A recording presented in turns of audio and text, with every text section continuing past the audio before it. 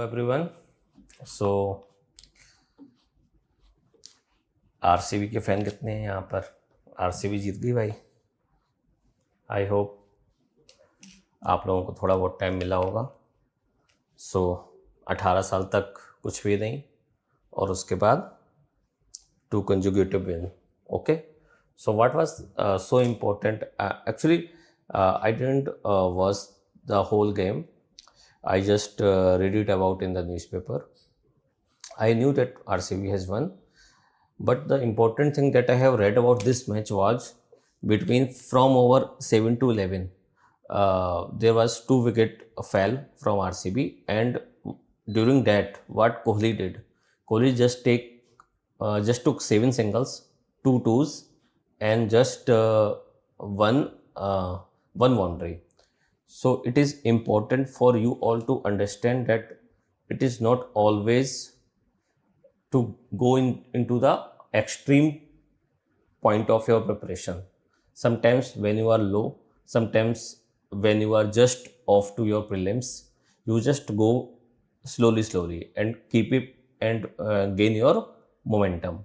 Okay, so consistency demand commitment and also the patience that you have to attack whenever it's desirable, it is most needed.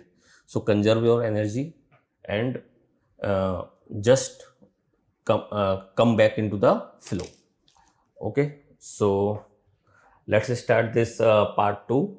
So part 1 that I had already covered last week. Actually, in this week there was so many news that I could actually relate to the geography. Okay, so I decided to just make 2 videos, and still 1 or 2 topics are left that I will cover in the next week videos, because otherwise it will be a very lengthy kind of videos for a 1 week. Okay, so let's start. So these topics that I had already covered, the Kerala and the Padma Award, then we have then we have this cow carcass were found. Okay, then we have this Gulmarg, technical snag caused the whole rope base stopped. Okay, so today's topic, what we will cover the fertilizer issue. Okay, then we will cover the West Bengal setups, holding centers for detained foreign nationals. Okay, then we will cover the Ministry of Home Affairs setups high level committee on demographic changes. This topic I have not covered, okay, till now. This I have left, that this demographic change committee. Okay, I will cover it when some more important, more pressing issue will come related to the demography, and or I will combine this issue with the something comes up with the census. Okay, so that's why I have left this topic for today's lecture. Go to the next. Okay, this I will cover today. Shereen Ratnagar, a very famous archaeologist, okay, who was actually represented Muslim Waqf board in Ramlala cases as a 3-member committee, who actually witnessed the ASI report that said that beneath the erstwhile Babri demolition place, there was a proof of having ancient temple. Okay, so she just passed away. May God rest in peace. So this was important because it's linked to the two very important issues related to the geography. The Indus Valley civilization you will cover in the ancient history. In the Ayodhya, the Ram Mandir, I have just touched the river of Ayodhya, means Saryu River. So Saryu River is important, from where it originated, what are the specification of Saryu River, how is the hydrology and the geography of that region, that I have covered. Okay, Next, Vedanta Odisha mining project secure green approval from EAC, Environment Appraisal Committee panel. Okay, so this was important. Then we have also this news installation of artificial reef structure. Okay, so in the Malaysian seabed, Pom Pom Island. Okay, what they did, there was a lot of spoiled, damaged coral sea leaf. So they just started installing the metallic or the stoned artificial artificial reef structure, and then the biogeography and the corals attracted to them and started developing the coral reef around those artificial reef structure. Now it's like that you are just, if there is an issue in our heart, what we did, we will supply it with the stent and the process go on. Next, this topic, government proposes custom duty exemption of raw cotton imports. This I will cover in the next chapter, because in today's or yesterday's newspaper again, they have already slashed the import duty as well. So this is a ongoing development in this issue. When the things will settle down, I will make a video on it. Okay, so let's start. So this I have already covered, Kerala. Okay, I have discussed all the river of Kerala. Okay, all the important Brahmagiri and the Mahendragiri and this Parambiculam Tiger Reserve, Silent Valley National Park, I have already covered in the last lecture. Periyar River issue and the dam issue. Okay, what were causing the dam? What were the issue? What was the Kerala's grievances? How Supreme Court reacted to the Kerala's grievance, and what is the current situation? I have already taught in the last lecture. Then Padma Award I have selected as per the specialization of the awardees related to the geography. Okay, so I have covered this Tapovam forest. Okay, it's again in the Alpuja district in Kerala. Okay, it's similar to the Miyawaki forest concept. I have discussed it. Then I have discussed Dr. Padma Gormat, and why it was important, because they have bringing the Swarik Bug into the limelight. Okay, and also from where he belongs, I have discussed the region also, Leh district. Okay, then I have discussed Mr. Techi Govind. Okay, and the Donyu Polo faith, and also I have discussed the geography of the Arunachal Pradesh little bit, okay, related to the concept. Then there was a rotting carcass found in the Jaisalmer road. Okay, so I have discussed this issue and also the area around Jaisalmer, Indira Gandhi Canal. Okay, I have discussed all this issue. Then nearby hydrological mapping I have already discussed. I have discussed the Akal Wood Fossil Park. This is important. This is important. Okay, this you need to remember. Okay, this is important.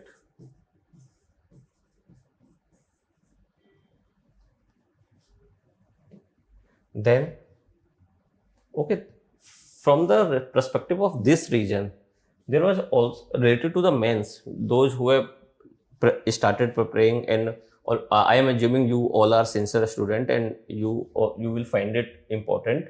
Okay, so there was if I say, see this is the Aravalli. Okay, so this is Aravalli. This is the contiguous range, and then we have the broken part of Aravalli into the northeast side. Okay, so here we have Alwar, Sikar area. Okay, so what we have found here is a dust storm that was in news. Dust storm. Okay, so in dust storm, Aravalli work as a shield towards Indo-Gangetic plain. Okay, because all these dust will actually find Aravalli as its obstacle, okay, and then it loses its energy and drop down all the sand particle. So this area, the northwest India and the MP and the UP, they actually are saved by the Aravali.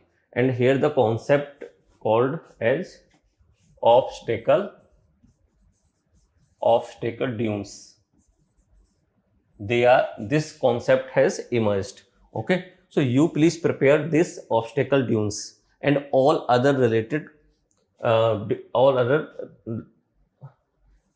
aeolian. What is aeolian? The sandy winds that are driven by the sandy soil that are driven by that are moved by the transported by the or deposited by the wind. This is called aeolian, aeolian, aeolian deposits. So question can be asked on this also in 5 marker obstacle dunes. And also related to the Aravali, there was a Supreme Court decision on the definition of Aravali. Okay, and then how the protest arises and Supreme Court actually withhold the decision.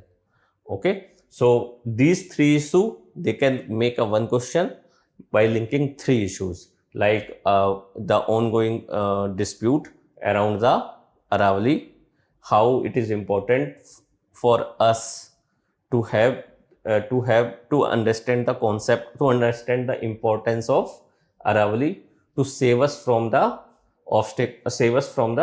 aeolian kind of deposition over northwest or in the North India.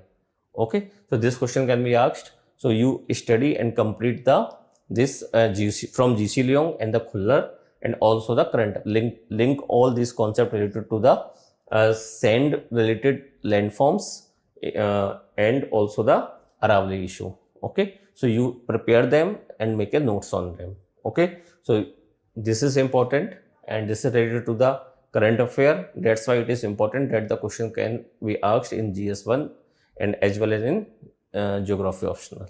Okay, so move to the main topic.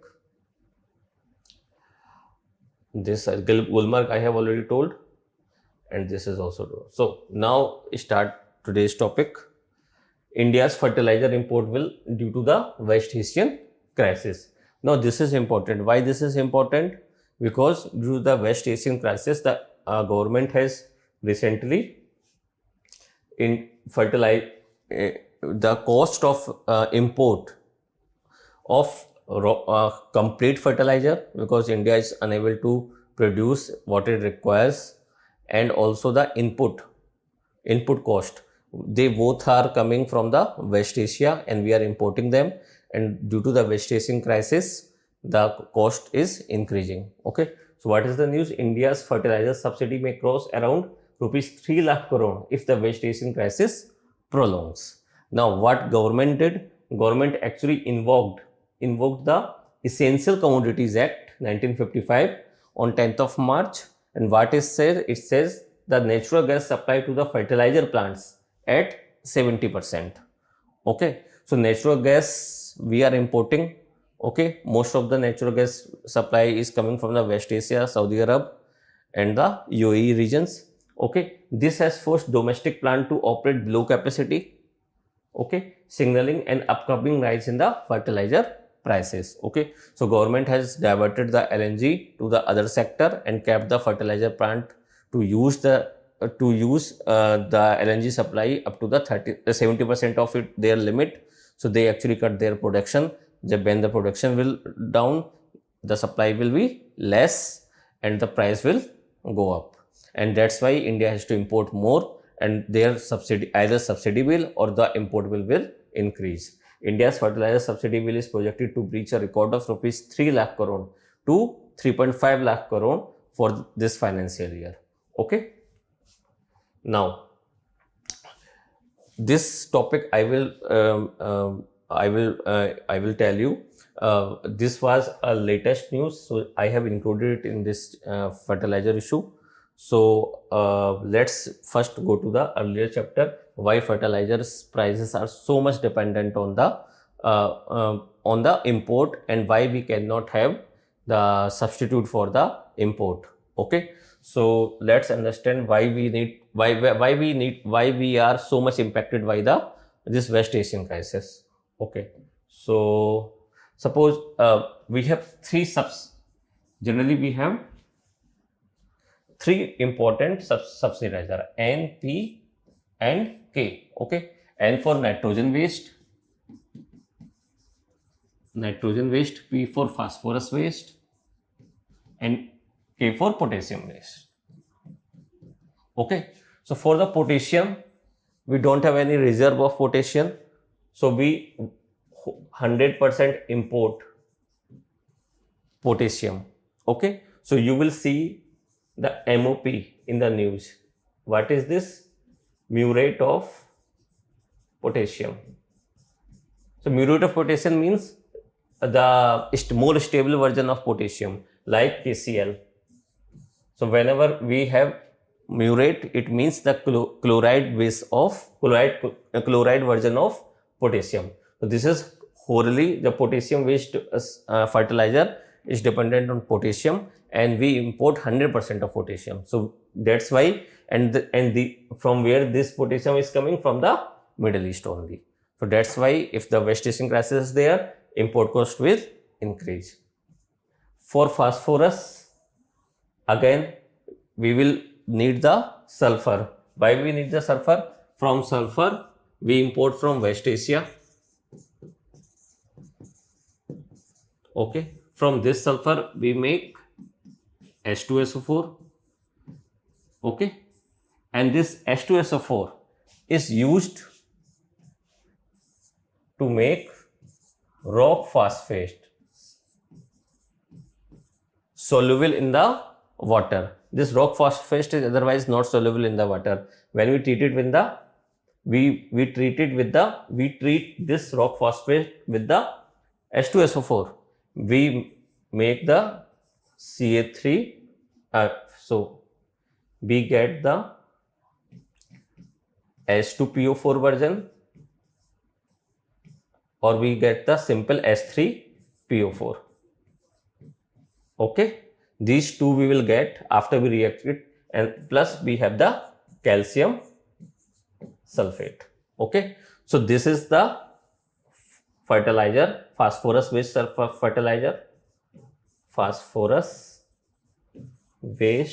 fertilizer, which is soluble in the water. That's why sulfur is needed. Okay, next, and sulfur is totally coming from the West Asia. Okay, now what is next? The nitrogen. So why nitrogen? Okay, now we know urea. Urea is the dominant nitrogen waste fertilizer.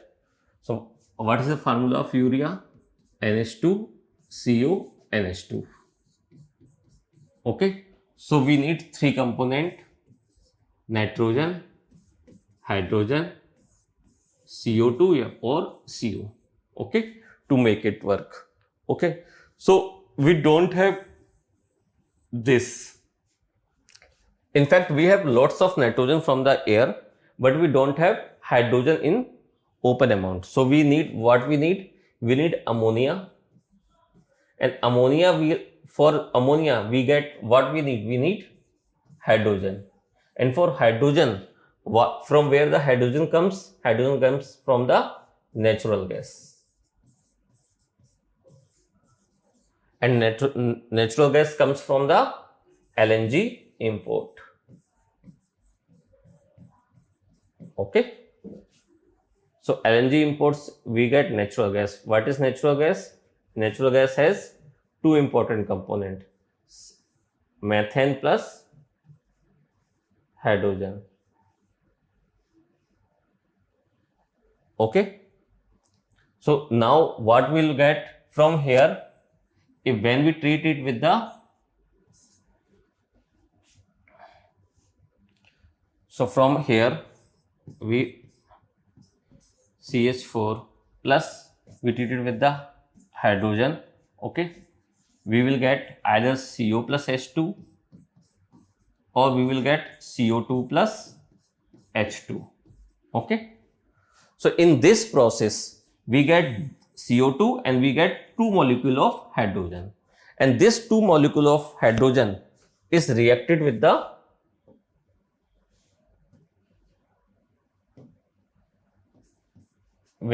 nitrogen. Okay. And when these 2 hydrogen and the nitrogen okay, react with each other, we get ammonia. Okay. And this ammonia, when treated with the carbon dioxide, okay, so we get first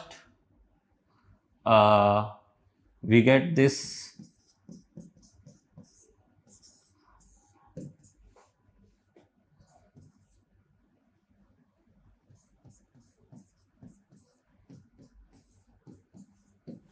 is the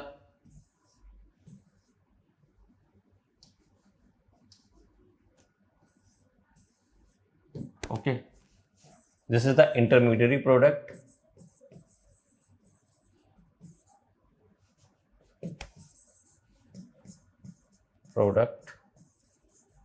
Okay, this is known as ammonium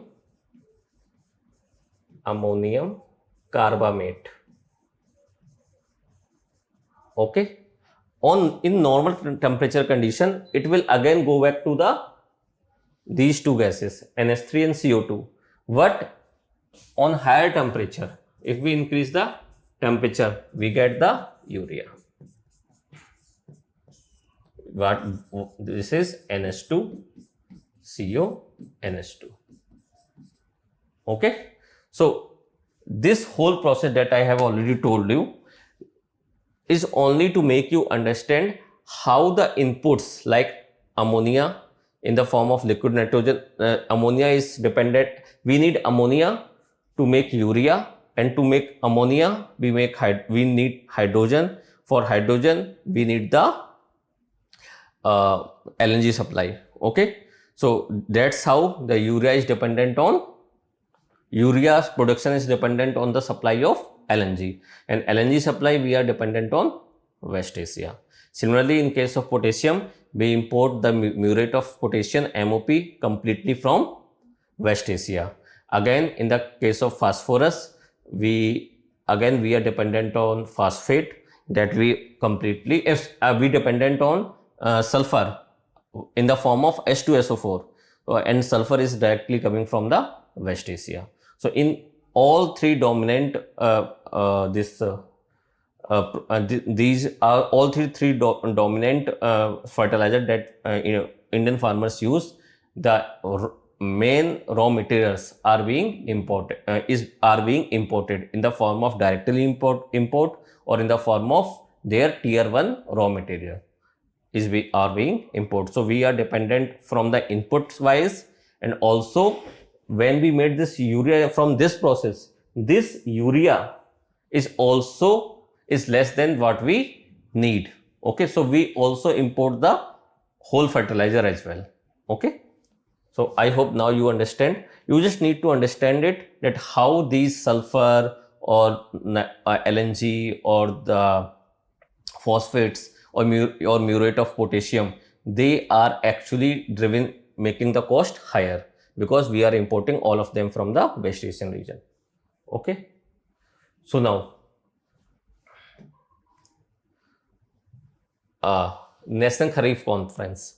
3 days before, our Honorable Agriculture Minister Shivraj Singh Chauhan ji actually inaugurated, and he actually made a press conference post National Kharif Conference in Delhi.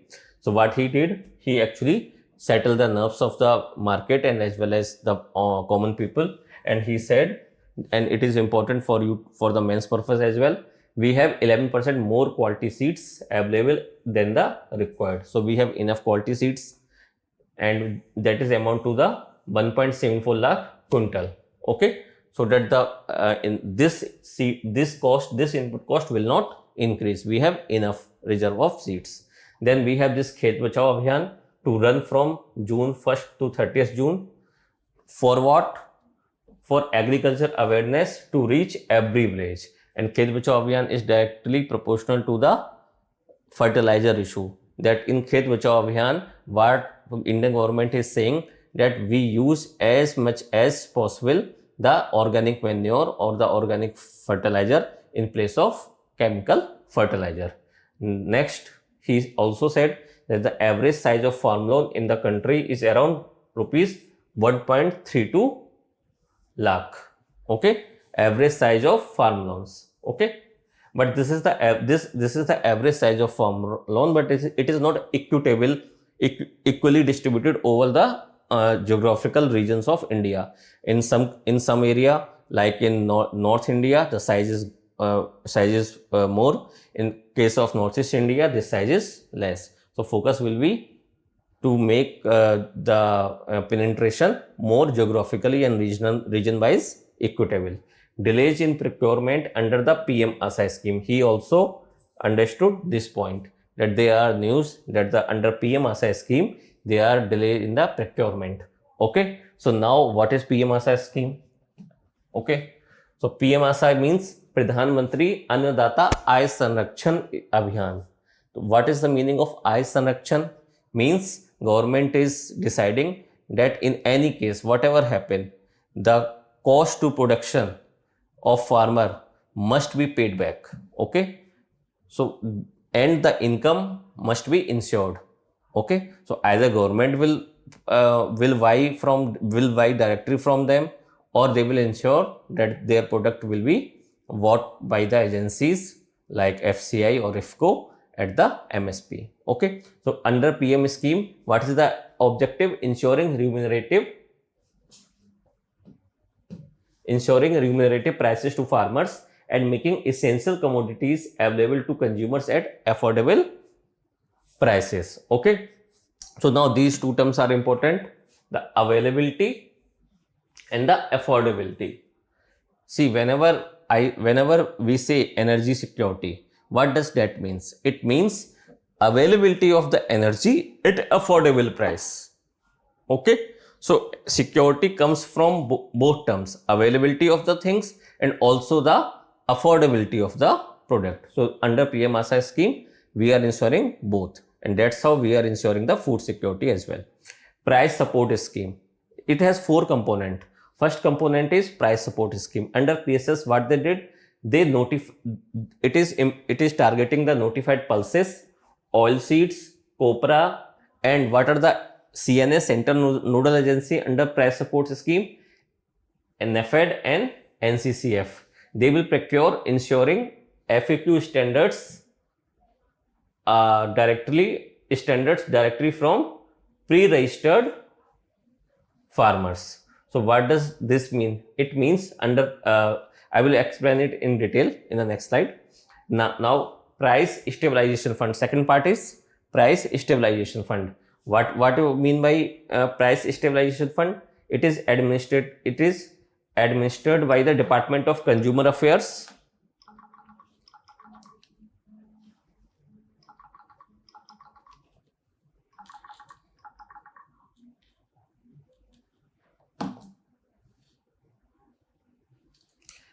What is price stabilization fund? It is administered by Department of Consumer Affairs. It protecting consumers from volatility in prices of agri and horticulture commodity. And thus, by applying these two components, they are ensuring the farmer welfare and food price stability. Okay, so what are other important scheme under this? To ensure transparency, efficiency and ease of operations under price support scheme, NAFED and NCCF have developed dedicated digital platforms as well. And what are these digital platforms?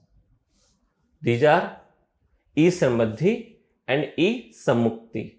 And now what is e-Samriddhi and e-Sammukti? These are the digital dedicated platforms to be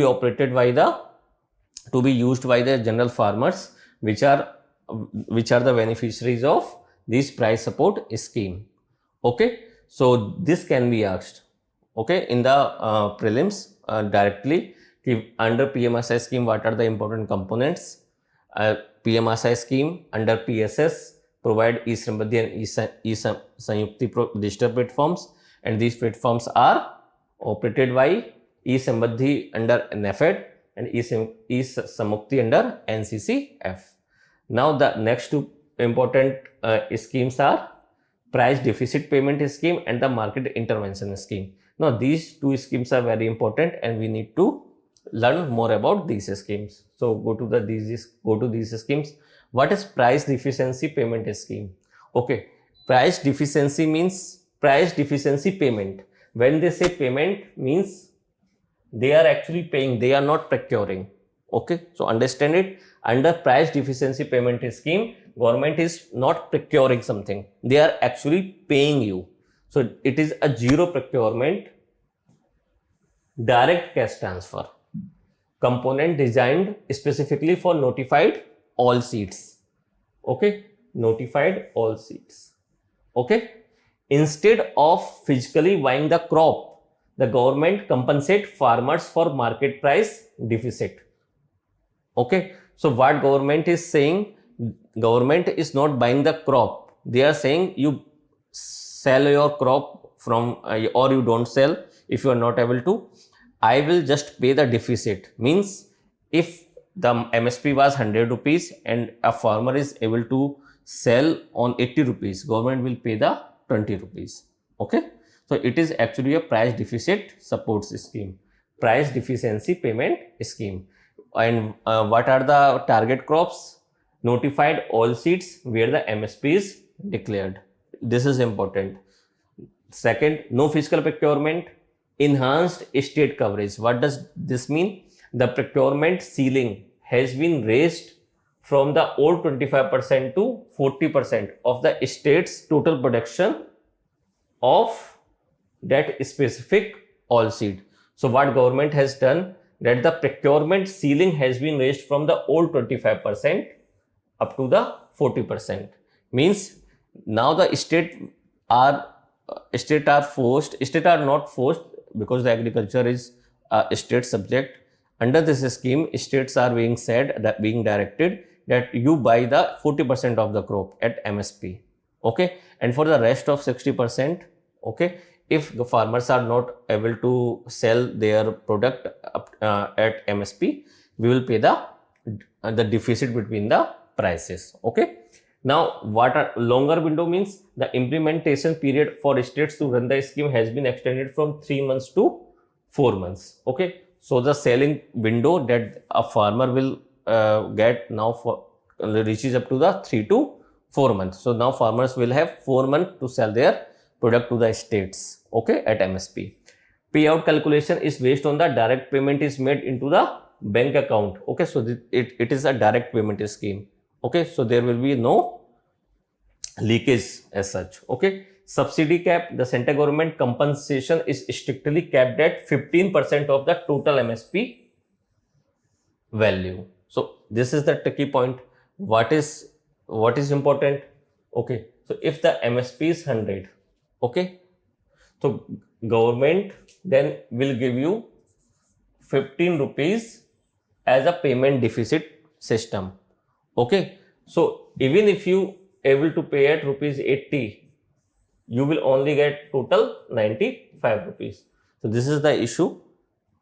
Okay, so generally it doesn't happen that if MSP is 100 and farmer is not able to find a buyer at the 80 rupees. Okay, 20% gap is very large. Okay, and 50% of that is already government is giving you back that indirectly in your account. Okay, now state flexibility, states are offered a choice for oil seeds. Okay, so states are given flexibility only in case of oil seeds. Okay, they can implement either the physical price support system or the cash based PDPS in a given marketing season. Okay, so either states are said that you buy the oil seeds and the center will give you the money at MSP, or you just buy as much as you can For the rest, I will give it money directly to the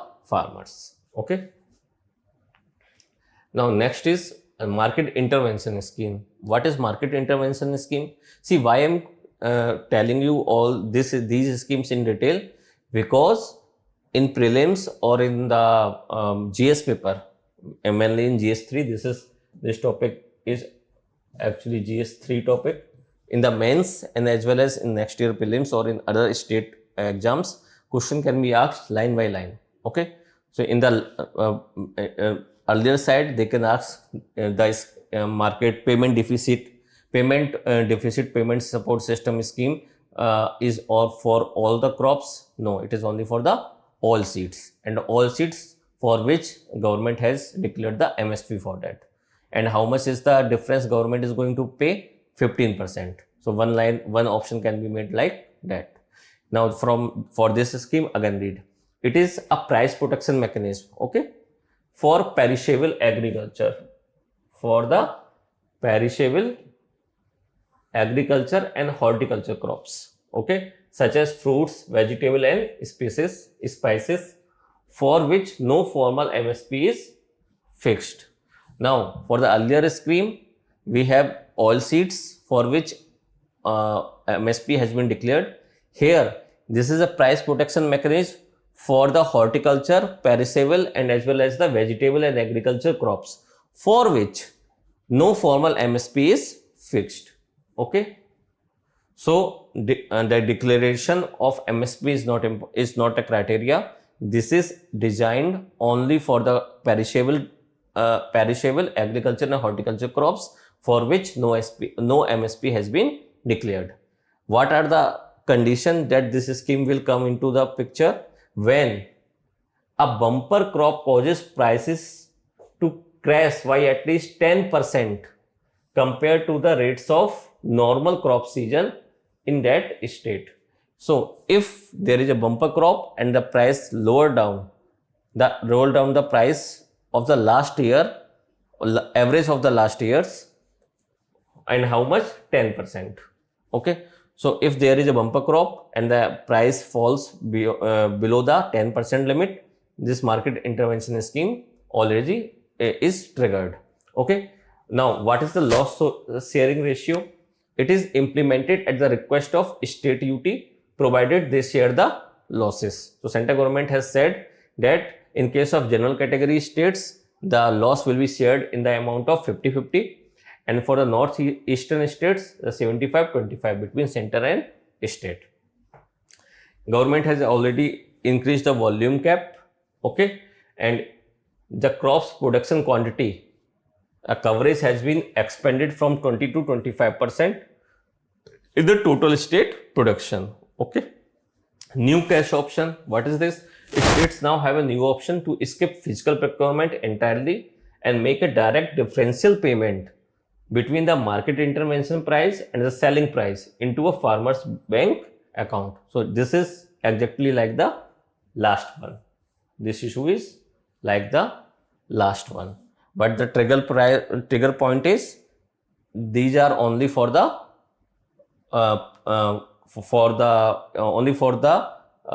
agriculture and horticulture crops where the MSP is not declared. That's why here they have used the selling price, okay, not the MSP price, okay. And when the market intervention price will trigger, when the market price will fall the average selling price of the last year's by the 10%, okay. Now, a special provision for the top crops. What is top crops? Tomato, onion and potato. Okay, for tomato, onion and potato, central nodal agency like NAFED and CCF will fully reimburse transportation and storage expenses. Okay, so now this is TADA भी दिया जाएगा आपको, समझ रहे हो? मतलब अगर कोई फार्मर टोमेटो, पोटैटो, ओनियन कर रहा है तो आपको जितना गैप है वो तो आपको वो मिलेगा ही मिलेगा, प्लस ले जाने में, ट्रांसपोर्टेशन में आपका जो लॉस हुआ है, जो आपका खर्चा हुआ है वो भी आपको दिया जाएगा. So transportation and storage expenses incurred when moving crops from surplus producing state to the consuming states. Now take example of this onion. So onion is mostly produced in Karnataka, then Maharashtra, and then Rajasthan and MP. These regions are the most producing states, most producing onion states of India. Now, if there is a bumper crop, okay, and the selling price is 10% the market price, market price is 10% than the average price, this scheme will trigger. Okay, now a farmer from Karnataka, if he decides to transport the onion from the Karnataka to Uttar Pradesh, so government will also pay him the transportation cost and also the storage cost. Okay, so this scheme is particular about the peculiar about the top crops, where it will also give the transportation and the storage cost to the farmer if he decides to go from the producing region to the consumer states. Okay, so that's why this is important. Now, domestic gas pipelines. Now this is also important, because fertilizer issue, we have the fertilizer plant in different region in India. Okay, and LNG is supplied through the pipelines. Okay, so what are the domestic pipelines? GAIL's, Gas Authority of India Limited, Hazira, Vijaypur and Jagdishpur gas pipeline network. It is supplying feedstock to inland fertilizer plants across North India. Okay, now this is important because this particular gas pipeline, okay, was in news. Okay, so question can be asked, Hajaria, Vijaypur, Jagdishpur, okay, this gas pipeline is operated by GAIL. Okay, next, Urja Ganga pipeline. What is Urja Ganga pipeline? It is a prestigious 2,655 kilometer cross country pipeline covering Uttar Pradesh, Bihar, Jharkhand, Odisha and West Bengal. It was built to revive major fertilizer plants like Barauni, Sindri, Gorakhpur and supply gas to several major city gas distribution network along its route. Now, you read also the syngas. What is syngas? I have told you while explaining the fertilizer, there was a step where CO plus H2 was formed. Okay, so this is the syngas. And in presence of oxygen, CO2 plus H2 is also formed. So when the fertilizer is being made from the CO and H2, okay, so this is the syngas. And it is being built up in one of these three mentioned gas refinery fertilizer plant, not refinery plant, sorry.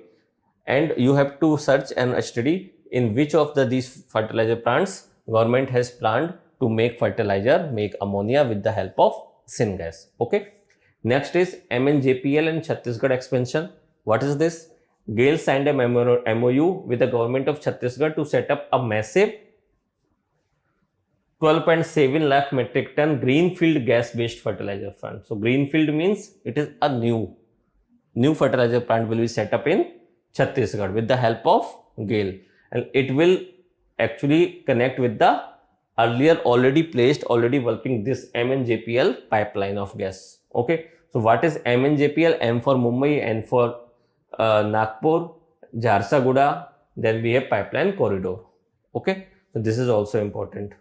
Next is Talcher fertilizer project. Why this is important?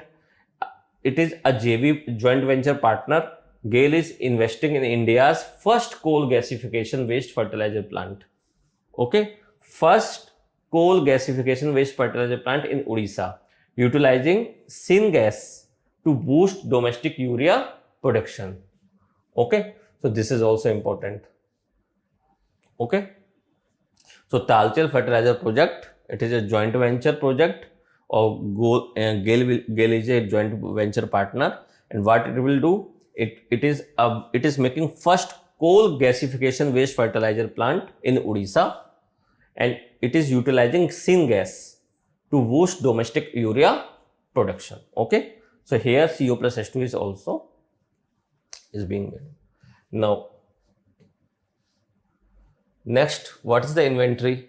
Already in National Kharif Conference, our agriculture minister has already told that we have enough of seeds, enough of seeds and enough of fertilizer that we have, so we need not to worry. So Government of India has issued a natural gas supply regulation order 2026. Okay, it is under the Essential Commodity Act 1955, and officially including the fertilizer sector in it. Okay, in its priority list. Okay, to ensure that domestic fertilizer production remains unaffected, fertilizer plants have been categorized under priority sector 2 for natural gas supply. Okay, ahead of Kharif season, India's total fertilizer reserve has reached 182 lakh metric ton. Okay, now our fertilizer reserves are 180.12 lakh LMT. Okay, this is a 36.6% increase compared to this much of reserve that we had in the last year. Okay, so last year we have how much reserve at the same time? 132 LMT. Now we have the reserve of 180 LMT. Okay, so we have the enough reserve. This surge is primarily driven by an unprecedented increase in critical soil nutrients, specifically DAP and NPKs. Okay, so this increase around, how much increase this is? Around 49 lakh LMT, and major portion is by buying the DAP, diammonium phosphate. DAP क्या हुआ आपका? Diammonium phosphate, ये हम लोगों ने कितना extra लिया है? 25 LMT extra, and also the NPKs. Okay, this is the 56.30. Okay, this we have increased. This is not the extra, this is the exact amount. Sorry, तो 25 इसमें हम लोगों ने DAP लिया है, and then 56 LMT हमने NPKs लिया है. So these two only around 81 LMT. Okay, next is government initiative related to the balanced fertilizer concept. Means not concept, government is forcing, government is requesting, government is wishing that Indian farmers started using the fertilizer in a much more balanced and pragmatic way. Okay, so to support and to actually attract farmers to use fertilizer in a much more balanced way, government has started few initiatives and the schemes that we all need to know, and that can be asked in GS1 paper, GS2 paper, and as well as in the prelims next year. Okay, so what are these schemes? Number first is Pradhan Mantri Bharatiya Jan Urvarak Pariyojana. This is important. Why it is important?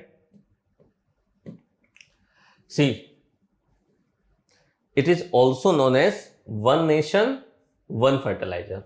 Okay, what does this mean? This initiative mandates that all subsidized fertilizer like urea and diammonium phosphate and NPK, it is a mix of all NPK fertilizer, be sold under a single brand name, Bharat.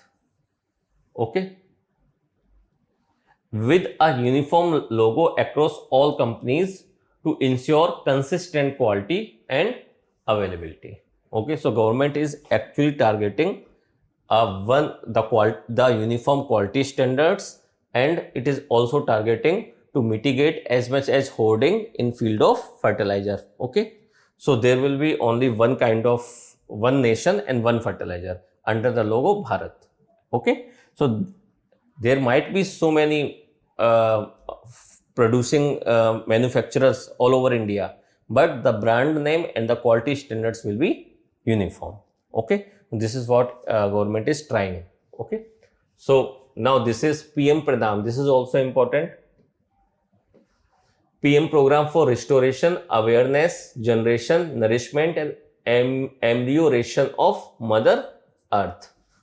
See, now this government since 2014 they have this affection to make all these tough looking scheme into a very small and attracting schemes name, PM Pranam, and look at the full form. Okay, and how can it relate to the this fertilizer? Okay, Mother Earth. You have to link Mother Earth to the soil and soil to the fertilizer. Okay, to protect the health of Mother Earth by incentivizing the states and UT with reduced use of chemical fertilizer and promoting organic and natural farming and use of alternate fertilizer. So what it is targeting? Reduce the use of chemical fertilizer. Chemical fertilizer. Okay. What? Increase the natural organic fertilizer. Okay. What is the methodology? Methodology is center government is incentivizing the states for promoting alternate fertilizer and balanced chemical fertilizer. Okay. So under which scheme? Khet Bachao Abhiyan. Khet Bachao Abhiyan. Okay. See, I have told at least 6 or 7 important initiatives and the schemes under only fertilizer. Okay. Believe me, note it down somewhere. One question will surely come in the last 30 minutes of my lecture. Okay. Either in the GS Mains, GS1 or GS3, more probably in the GS3, or only on the concept of fertilizer. Okay. They can ask you directly in the essay as well. And I am not even going into much longer term objective like in prelims next year. I am only targeting the 3 months after you will get it. Okay. So it is important that you read this, make it down, make a notes and try to answer. Okay. And also that concept that I have given, the obstacle dunes and the importance of Aravali in protecting us from the dust storm. Okay. So question can also be asked on the issue of Supreme Court definition of Aravali role and impact, and the this aeolian deposits. Okay. So the sand winds driven by sandy loamy soil driven by deposition by or transported by the wind. Okay. So on these topics question can be asked, and I will say question will be asked in the next GS Mains. Okay. Either in GS Mains or in the geography. So next, Paramparagath Krishi Vikas Yojana. This is important and this is very already questions has been asked. Launched in 2015, the Paramparagath Krishi Vikas Yojana promotes organic farming. Okay, by providing financial assistance of rupees 31,500 per hectare over a 3-year period. Okay, so they are saying that I will give you around 31,500 rupees per hectare over the period of 3 years. Why? You just use the organic farming. Paramparagath Krishi Vikas Yojana. Next is the soil health card. So why soil health card is important? It is also launched in 2015. Soil health card, and they are important point is they are issued every 2 years. Okay. So in UPSC prelims, I don't know the year, on this concept they have made one statement in the MCQ. Okay. Now next is nano fertilizer. So this you read.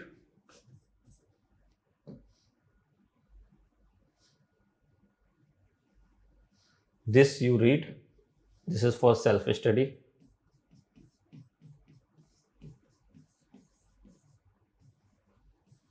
Nano fertilizer. Okay. And why it is important? These are actually being made available at the Pradhan Mantri Kisan Samriddhi Kendra nationwide. Okay. And government has integrated nano urea into monthly fertilizer supply planning to ensure availability. Means government has actually ensured that the manufacturing of this nano urea is aligned with the monthly supply plan of other of other NPK based fertilizer. Okay, so government has also organized Abhiyan to promote the adoption of nano diammonium phosphate. Nano diammonium phosphate.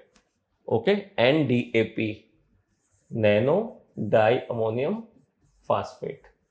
Okay, across all 15 agroclimatic zones in India, supported by field demonstration and structured farmer interaction. Okay, through farmer producer organization, promotion of drone based spraying. Okay, and battery operated sprayer to enable efficient and cost effective application, supported by trained village level entrepreneurs.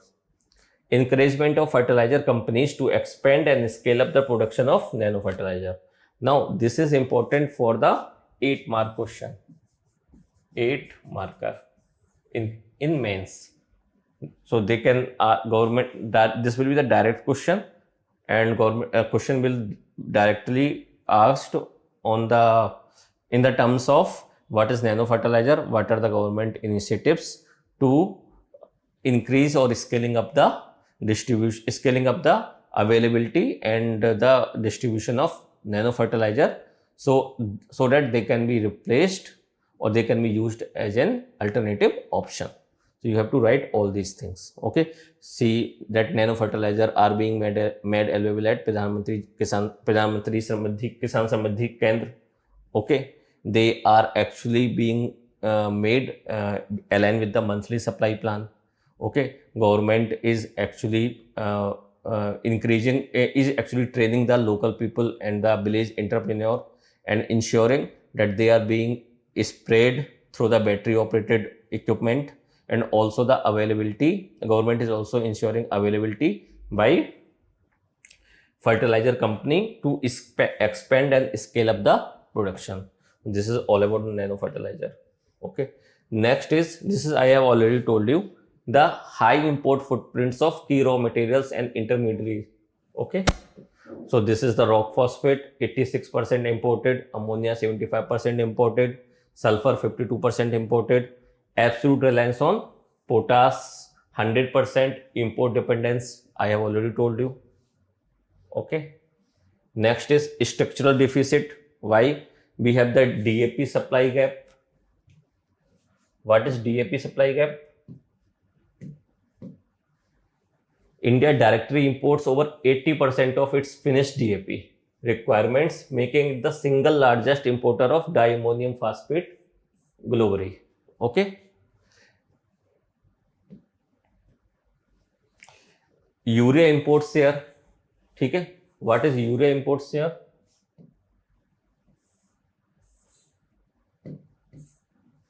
Urea import share, despite domestic expansion via gas waste plant, direct imports still fulfill roughly around 15 to 30% of total area, total urea consumption. Okay, so 80% of total DAP we have imported in case of DAP, and in case of urea we are actually importing 15 to 30%, even after scaling up expansion of the domestic producing capability on the waste of gasification plant.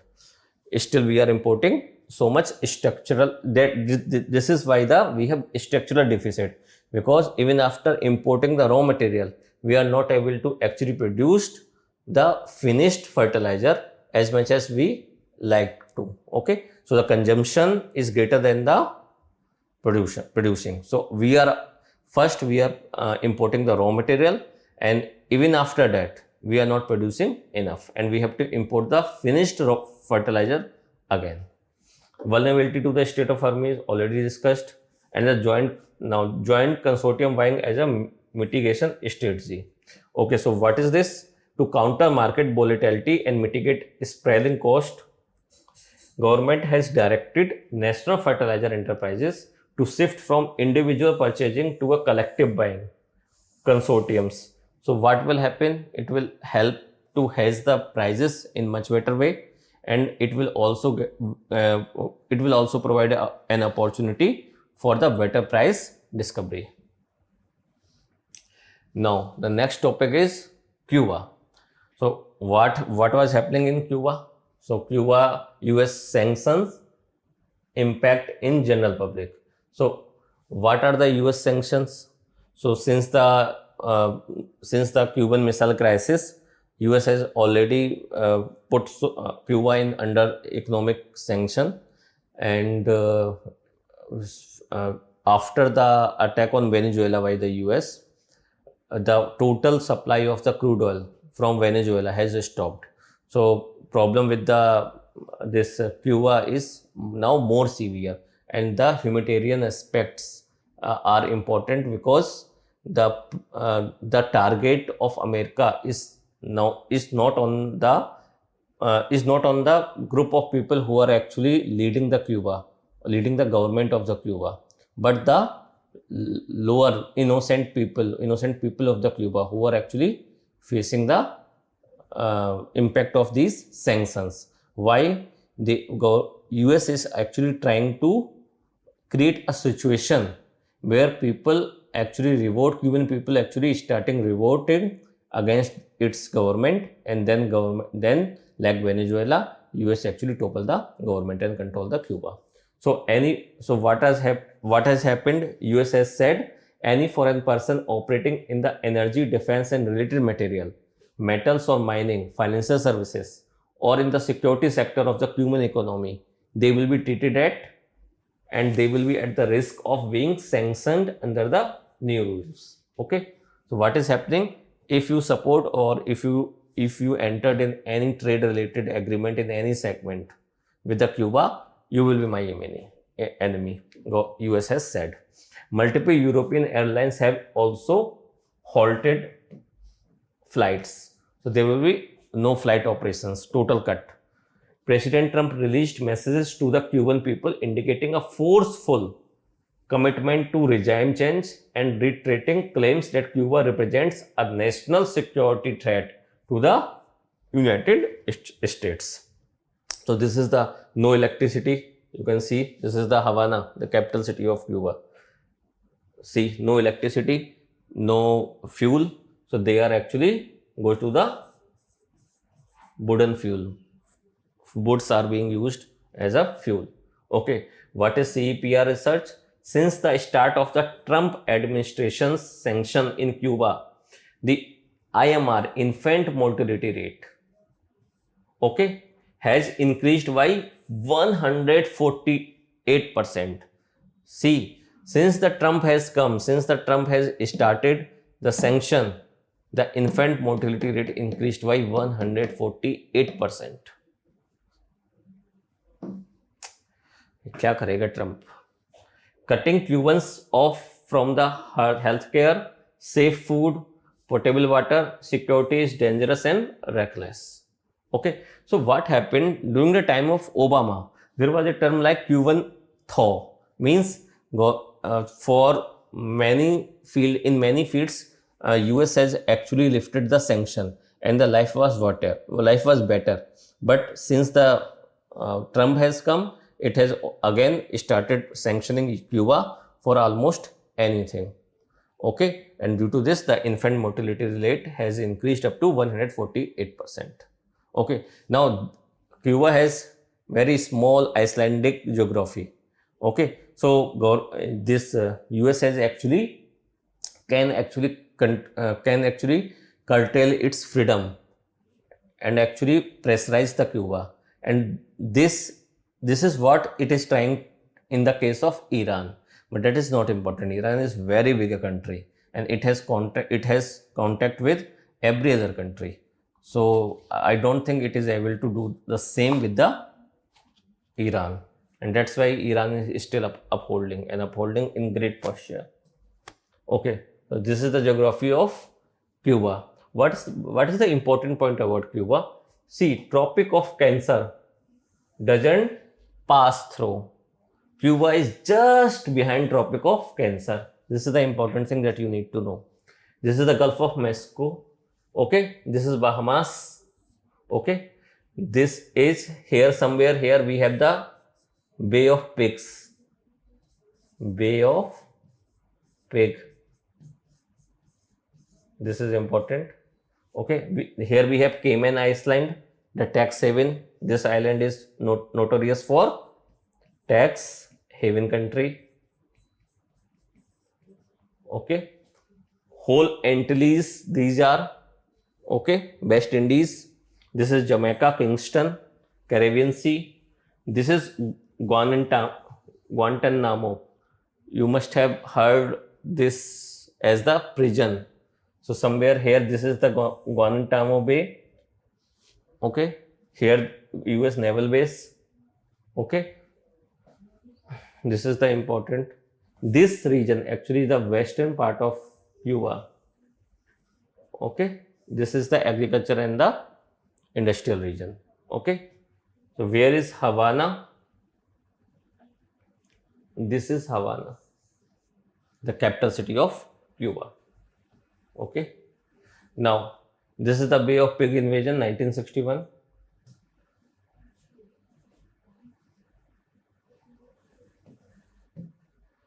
Bay of Pig invasion, 1961. Okay, here what America did, US actually assembled a force of Cuban nationals who were actually against the Fidel Castro. Okay, and they tried to instill a coup, but it failed. Okay, so this is the Bay of Pig invasion. This is the Bay of Pig. Okay, this is the Cuban Missile Crisis. These are the missiles all over Cuba by the Russia. Okay, this is the Cuban Missile Crisis. This is John F. Kennedy. They actually, he actually started the embargo around the Cuba because Fidel Castro actually started doing all these missile installment in Cuba. Okay. Now the next news is Bengal to set up holding center for illegal Bengal immigrants or Rohingya. So very recently, the new Bengal CM Suvendu Adhikari has said detect, delete, and deport policy. What is this? You have to detect people who doesn't have the proper document to stay or live in India. Okay? Then you have to delete and deport them. Okay? You have to delete their name from all the beneficiary program of government and deport them or either hold them. Okay? So what are the important actively holding centers by district? We have this Murshidabad facility located at Lal Gola Center. Okay. Then we have the Malda facility formed in Malda district border zone to quickly secure the international boundary line. We have in North 24 Pargana, okay, facility. It is situated within the Basirhat subdivision, okay, which serves as a highly active hub due to its close proximity to major border crossing route. So what are the major border crossing routes are? They are actually the river routes where the river keep changing their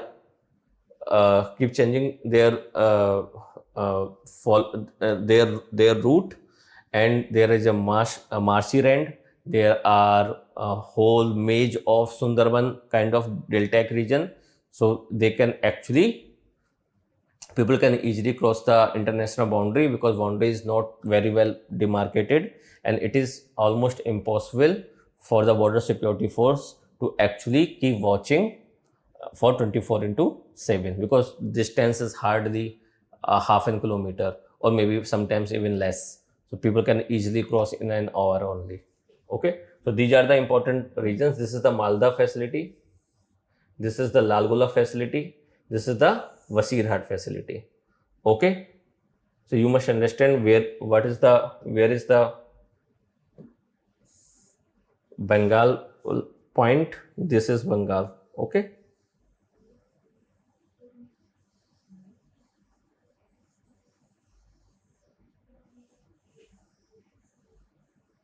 This is West Bengal. Okay. This is Bangladesh. This is West Bengal. Here we have Bihar. Okay. In upper portion, this is Meghalaya. Okay. So this is Ganga River. This is Ganga River.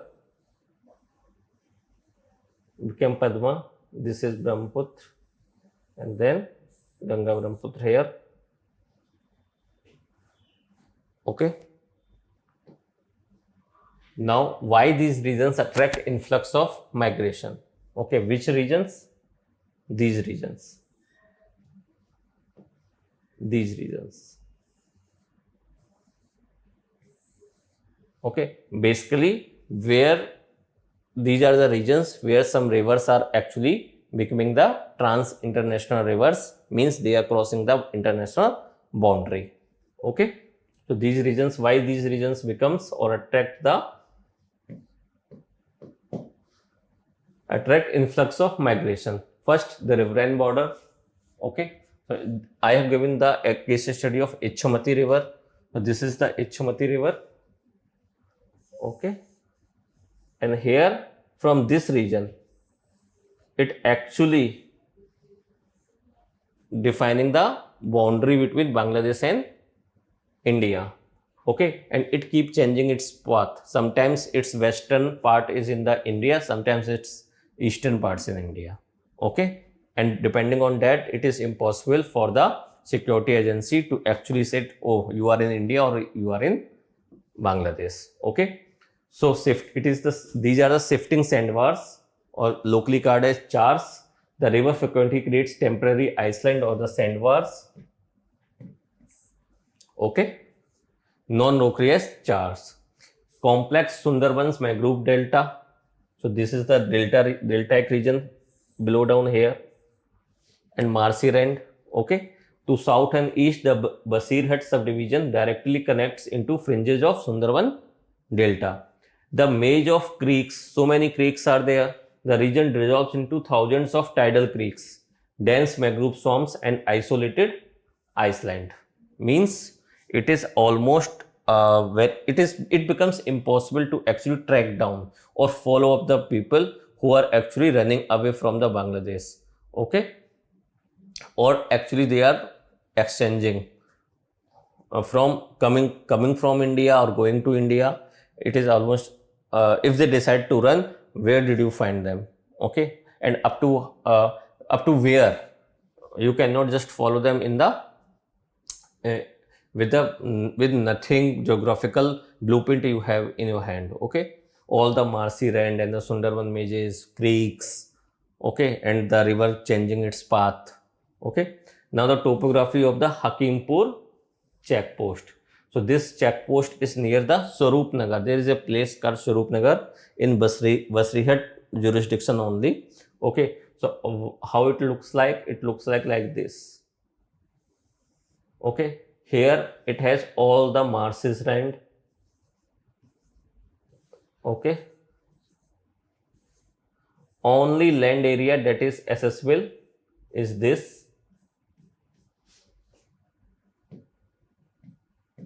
This is the check post. This is the check post. Okay, this is the border.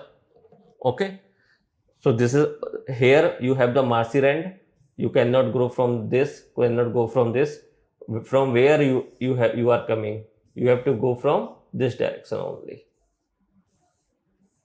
The government has started the Hakimpur check post. Very narrow land border here. Okay, where the riverine border transition backs into solid ground. Okay, this is why we have the check post here, and these are the geographical barriers that it becomes very easy for people to go and cross the border without being detected by the security agency. Next this is the international border that I have made. Okay, now some rivers that I have actually mentioned for you to understand and for you to better know the geography of the Bengal, because very recently Bengal election has commenced. So these rivers are important for you to know. Now, international border river of the West Bengal. First is Ichhamati river that I have already told you. Second is Kalindi river. Located in the southern deltaic region, it acts as a boundary line separating India from the Bangladesh.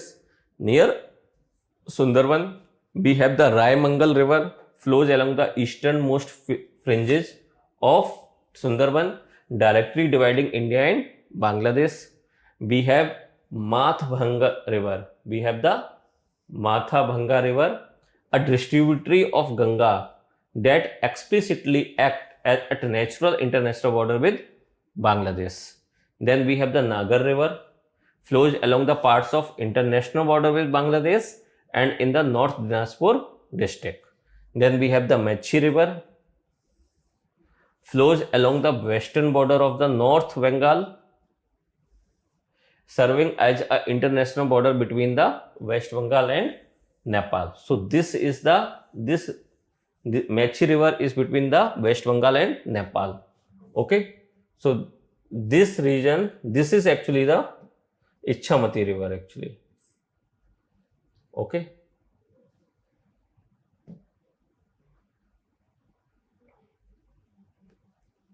So this is Vasri Ghat Central.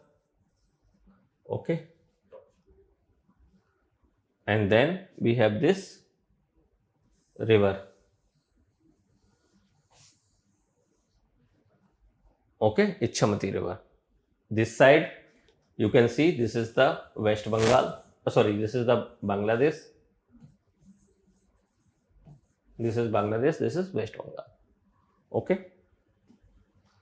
Remember all these rivers: Ichamati River, Kalindi River, Raimangal River, Mathbhanga River, Nagar River, Mechi River.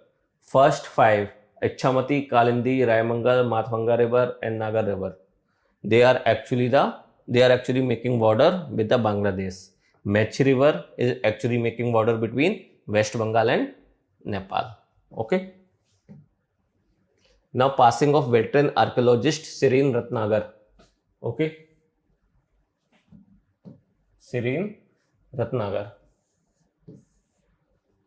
Okay. What was her legacy?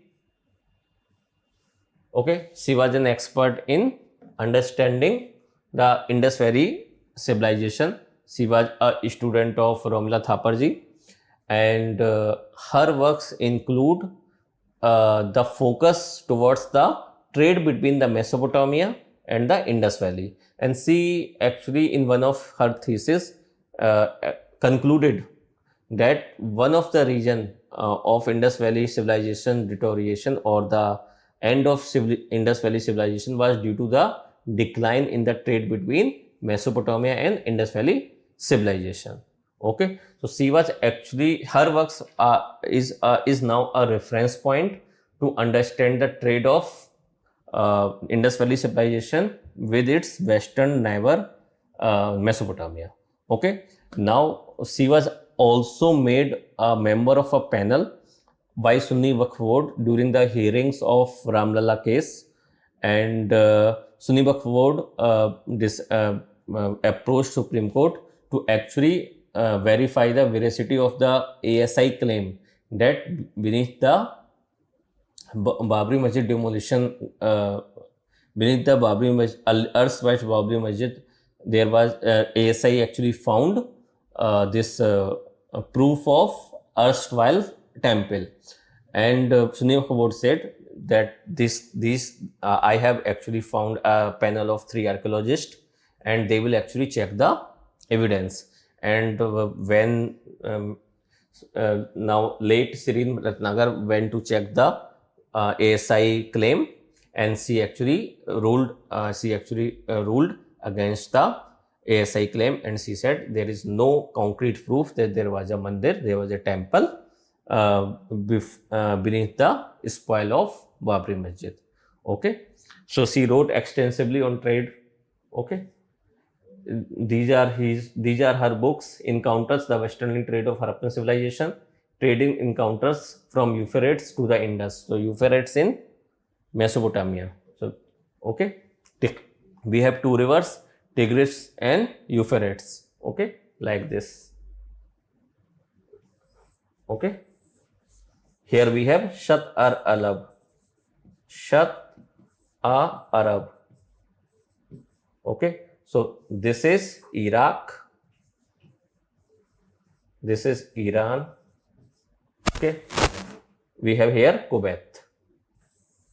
Here we have Kuwait. Okay, so this area in between these two rivers. If I draw it more clearly, so this region,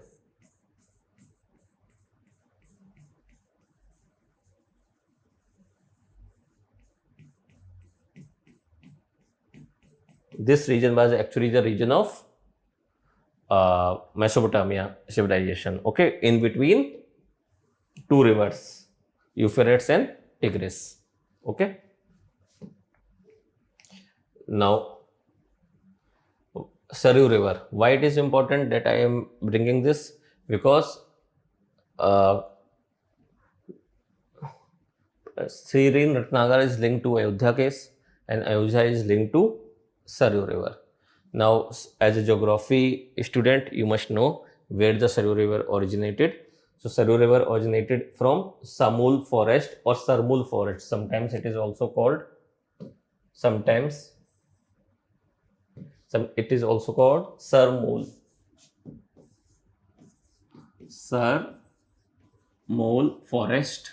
Okay, at the Nandkot Peak in Bageshwar district, Uttarakhand. Okay, when it flows down at Pancheshwar on the India-Nepal border, the Saryu empties into Sarda River.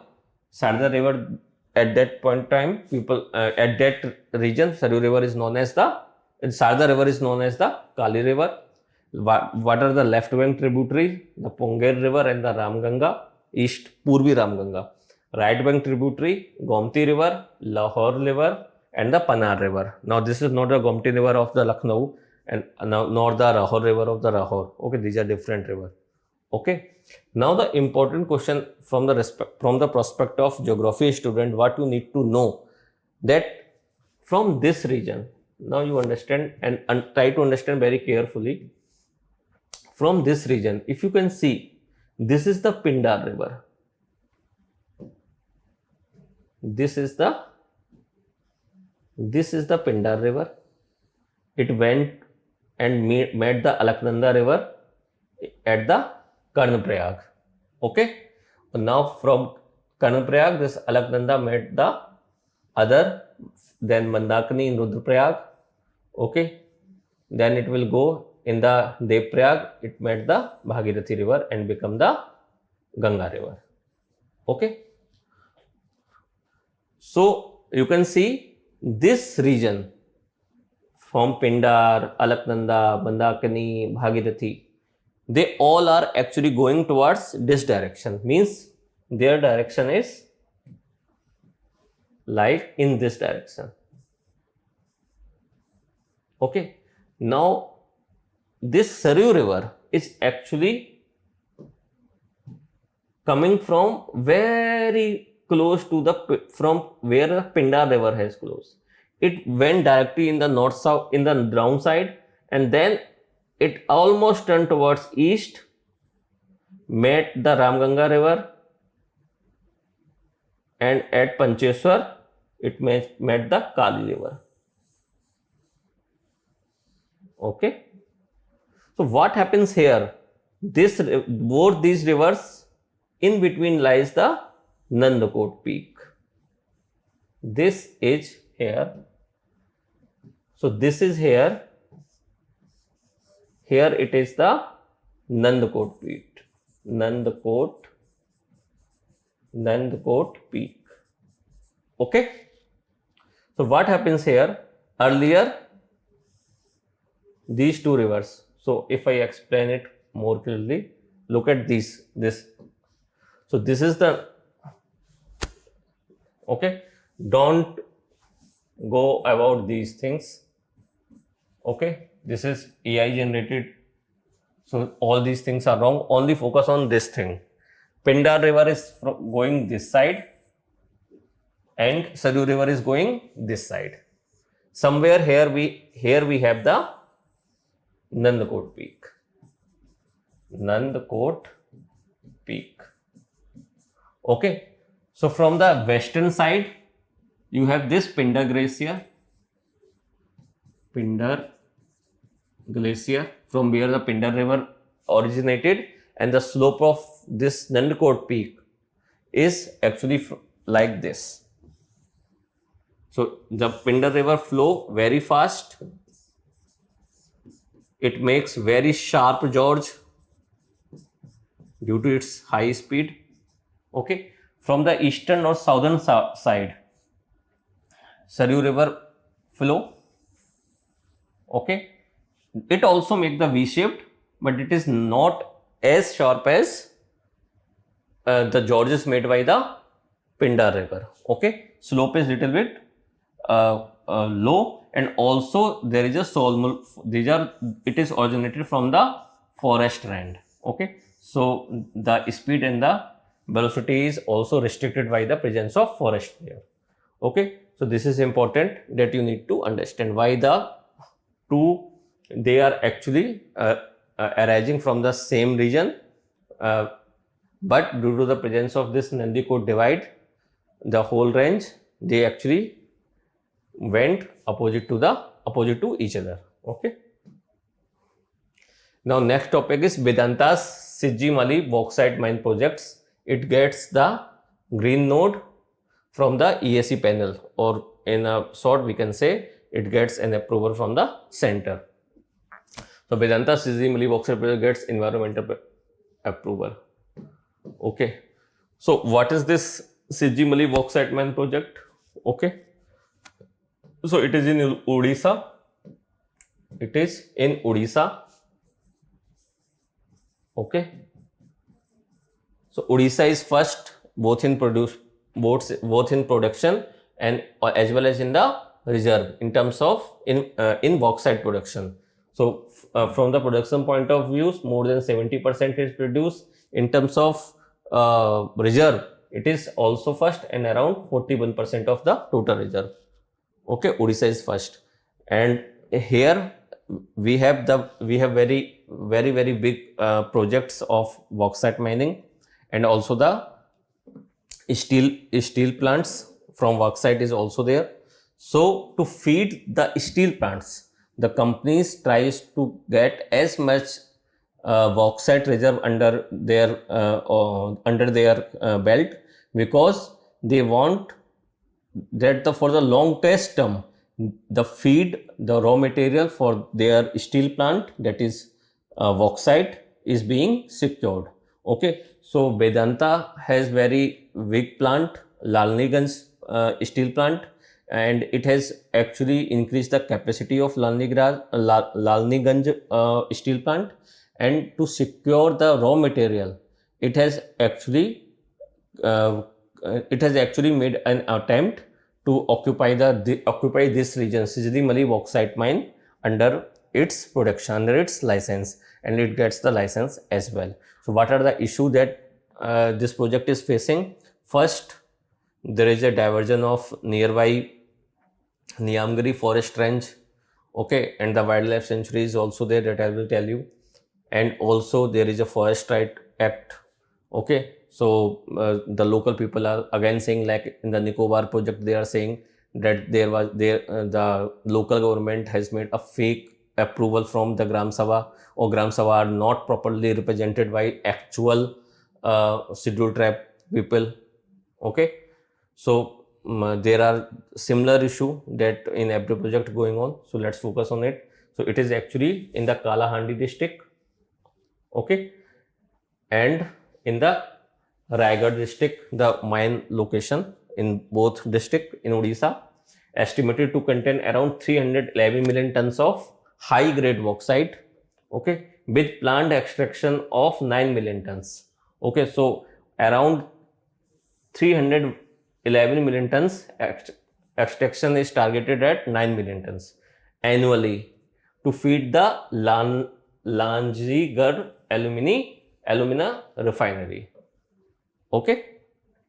Key condition: mining cannot commence on the 709 hectares of diverted forest land until stage 2 forest clearance is secured. Okay. Vedanta must also abide by the pending cases in the Supreme Court and National Green Tribunal, alongside enacting rupees 34.44 crore wildlife conservation plan. So these are all the smaller news. This is not a news. Okay, this they have to pay. Okay, So this is not a very 34 crore is not a big deal for Vedanta. Okay. Now, what are the issue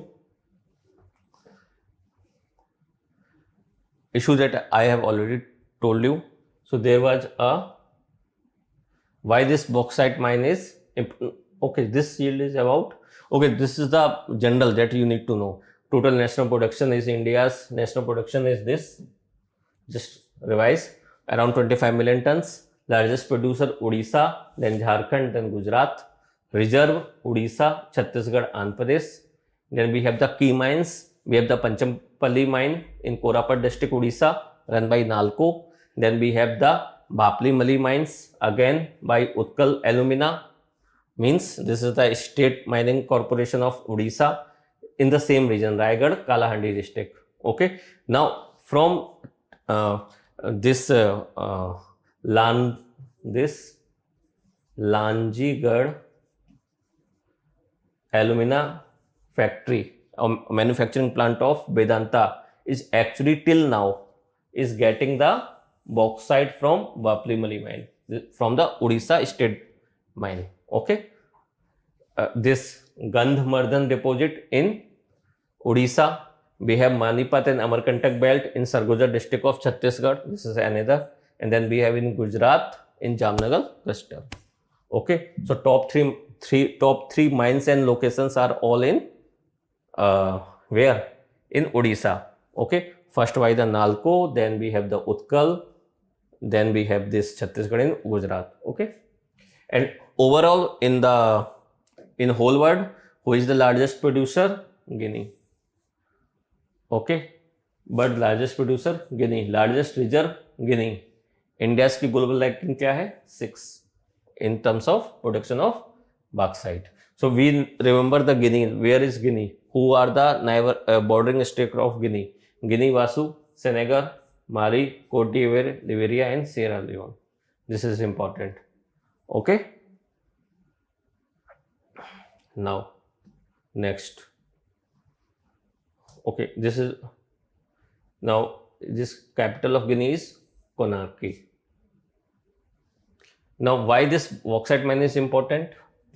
I have already told you. You just pause this video and read it down. Okay. See, after functioning, if the expansion will stabilize the Lanjigarh plant as India's largest single location aluminum refinery. Okay. And the second largest alumina refinery globally outside of China. It single-handedly generates 38% of India's total alumina. Okay. So that's why it is important. Why Sijimali matters? Actually, it is located near the Tijmali. And Tijmali is local deity of the local inhabitants. Okay. So they are actually saying this bauxite mine, if given to the Sijlimal bauxite mine is given to the Vedanta, it will actually destroy its local region where the local deity resides. Name is Tejimali. From this name only the Sajimali area is developed. Okay. Now, what are the issues? See, from now in current news, government has allowed to make a direct road connection from Sajimali is here. See, Sajimali is somewhere here. Okay. From here to this area, there is a need to road, because you can go from either from this region. What is this? This is the Lanjigarh alumina refinery. Okay, it needs raw material from Sijlimar bauxite mine. But Sijlimar is not connected to these two state highway. This is state highway number 44 and this is state highway number 45. So you need to have some connection. So government has approved this around 1.2 to 3.5 kilometer road. Okay, so people are protesting over making of this road that will connect the raw materials location directly to the transportation road, and that is ultimately will connect it to the Lanjigar aluminum factory of Vedanta. Okay, so this is the road that is proposed. Okay, it will directly connect to the state highway number 44, and this is the mine area that is being given to Vedanta. This is the mine region. Here it will mine the bauxite. How much it will mine? 9 million ton and per year. And how many, what is the capacity of this region? 311 million ton. So for how many years they will exhaust it? Around 30 years or maybe 35 years. Okay. Now installation of artificial reef structure on damaged Malaysian seabed. Okay. So Pom-Pom Island recovery. Pom-Pom Island recovery. What they did? This is the Tropical Research and Conservation Center. It is based in Malaysia only. It has deployed over 60 massive corrugated concrete structure around the island. Each modular unit weighs about half a ton and cost around rupees 500,000. Sorry, rupees dollar. Sorry, $5,000 to install it. Okay. So when you don't have the natural reef, they make a artificial stone reef and they placed it inside the Malaysian seabed, and coral will make a colony over them. Okay. Now this is a news important, but also related to these institute. These institute will be asked directly in the question, and where they are located and what are the purpose of stabilizing these institute. So we have Indian Institute of Tropical Meteorology, Pune, Maharashtra. So this is the question this year already asked on it. Okay. So what was the question? The Bharat मौसम. Okay, मौसम भारत करके जो question आया था इस बार prelims में, it was related to the Indian Institute of Tropical Meteorology. Then we have Tropical Forest Research Institute in Jabalpur, Madhya Pradesh. We have Jawaharlal Nehru Tropical Botanical Garden and Research Institute, where Thiruvananthapuram, Kerala. We have Central Institute of Subtropical Horticulture. This is already asked in UPPCS in Lucknow, Uttar Pradesh. We have Rainforest Research Institute in Jorhat, Assam. Okay, these are the governing body. You just pause and read it. Then we have what are the important current affairs related to these institute. So Indian Institute of Tropical Meteorology, why it was in news? Because it has launched a specialized incubation center for weather and climate startup, Mission Mosam. It was an initiative from Indian Institute of Tropical Meteorology in Pune. Then we have Central Institute of Subtropical Horticulture. It has started Fruit Horizon 2026. It is a national conclave mapping out a direct action strategy for zero rejection agricultural export. So what was this? Zero rejection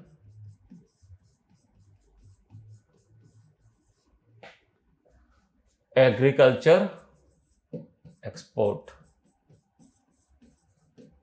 Okay, this is also important. Then we have, this is in Lucknow. Then we have Jawaharlal Nehru Tropical Botanic Garden and Research Institute. Why it was important? It has established a dedicated mainland-based biorepository for endangered Andaman and Nicobar Island flora. Okay, to preserve vulnerable Iceland plant genomes. Okay, see, at one place government is doing to preserve the vulnerable Iceland plant genome, and on the another aspect of government that it is allowing, it is actually denotifying the Galitha Bay Wildlife Sanctuary area to make a Nicobar project. Okay, see, this is how the development versus the environment debate works over the time, and you need to give all these examples to make your point. Okay, now Tropical Forest Research Institute, TFRI, it is expanded a network of One Vigyan Kendra Forest Science Center across central India.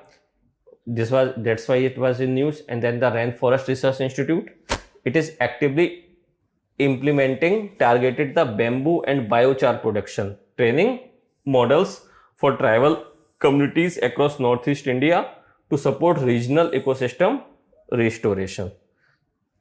So Rainforest Research Institute, okay, it is actually targeting the bamboo plus biochar production training models to the local communities, local tribal communities. So that's why these are important. Okay, so where is the Pom Pom Island? This is also important. Pom Pom Island is somewhere around this point. Okay, where is this point? Okay, so this is the Malaysia. This region is Malaysia. This is Malaysia. This is Brunei, another region. Okay, this is Indonesia. Here we have the Pom Pom Island. This is in between Sulu Sea and Celebes Sea. Okay, we have Philippines. Okay, now here we have 9-dash line. Okay, here we have Spratly Island, we have Parcel Island, Disputed Island. Okay, in the south we have the Indonesian Java, Sumatra Island. Okay, then we have this Papua New Guinea here. Okay, this is Vietnam, Cambodia. Okay, so this is the location that we need to know. Okay, so this is the location of Pom Pom Island. Now for this week I have covered all the topics. One or two topics I intentionally have not touched yet, that I will cover in coming weeks when there will be some certain important news will come, or the current ongoing news will meet its final status, then I will cover them. Okay, so go through this topic and try to make a notes and use this knowledge to give the more better and the more current affair related examples in your answer writing if you are preparing for mains. And if you are preparing for the next year, do very religiously mark each and every marking and the mapping and note down on your notes. Okay, thank you, stay happy.